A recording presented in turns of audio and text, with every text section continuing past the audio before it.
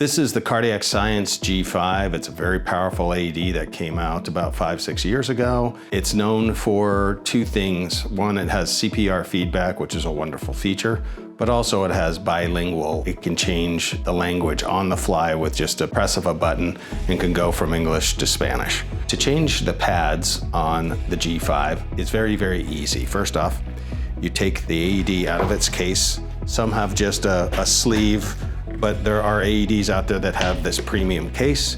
You pull the AED out of the case itself, open the lid, and this will show you where the AED is going to need the pads put in. You have a pads connector and then you have a slot. The ICPR pads, and this is the pads that you need in order to have CPR feedback. You simply place these in the slot here. Then you place the green pad with the date shown on the outside and upside down